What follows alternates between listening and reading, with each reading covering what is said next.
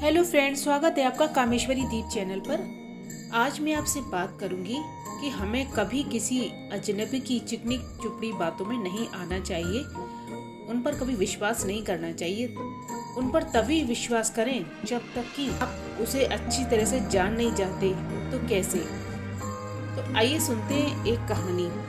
एक बार की बात है कि किसी गांव के मंदिर में एक देव शर्मा नाम का एक प्रतिष्ठित साधु रहा करता।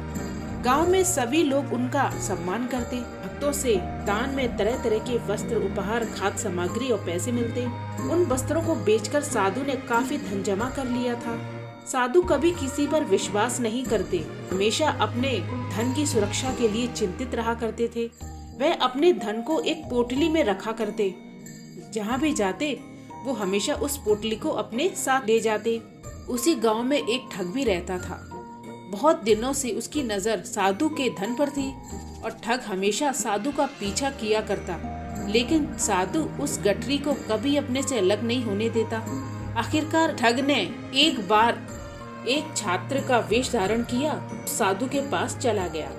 उसने साधु से मिन्नत की कि वह उसे अपना शिष्य बना ले, क्योंकि वह ज्ञान प्राप्त करना चाहता है। साधु तैयार हो गया। इस तरह से वह ठग साधु के साथ ही मंदिर में रहने लगा। ठग मंदिर की साफ सफाई से लेकर अन्य सभी काम को बहुत अच्छे से करने लगा। ठग ने साधु की खूब सेवा की और जल्दी ही उसका विश्वास पात्र बन गया। एक दिन साधु को पास के गांव में एक अनुष्ठान करने के लिए आमंत्रित किया गया। साधु ने वह आमंत्रण स्वीकार कर लिया और निश्चित दिन पर साधु अपने शिष्य के साथ में अनुष्ठान में भाग लेने के लिए निकल पड़ा। रास्ते में एक नदी पड़ी। साधु ने स्नान करने की इच्छा व्यक्त की। है पैसे की गठरी एक कंबल के भीतर रखी, उसे नदी के किनारे रख दिया। उसने ठग से सामान रखवाली करने के लिए कह दिया और खुद नहाने चला गया। ठग को कब से इसी पल का इंतजार था। जैसे ही साधु नदी में डुबकी लगाने गया, वह रुपयों की गठरी लेकर चंपत हो गया। साधु ये देखकर घबरा गया, लेकिन अब क्या हो सकता था जब तक ठग साधु का सारा धन लेकर गायब हो गया। हमें कभी भी किसी अजनबी की चिकनी चुपड़ी बातों में नहीं आना चाहिए। उस पर विश्वास नहीं करना चाहिए। जान न लें उसके बारे में अच्छे से। बहुत सारे लोग कई बार बहुत जल्दी दूसरों की बातों में आ जाते हैं, उन पर विश्वास कर लेते हैं, फिर बाद में जब उन्हें धोखा मिलता है तब वे पछताते हैं।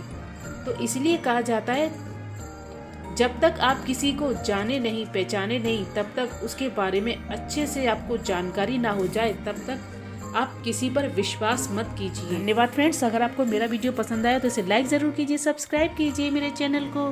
बेल आइकन का बटन है उसे भी जरूर प्रेस कीजिए। Thank you.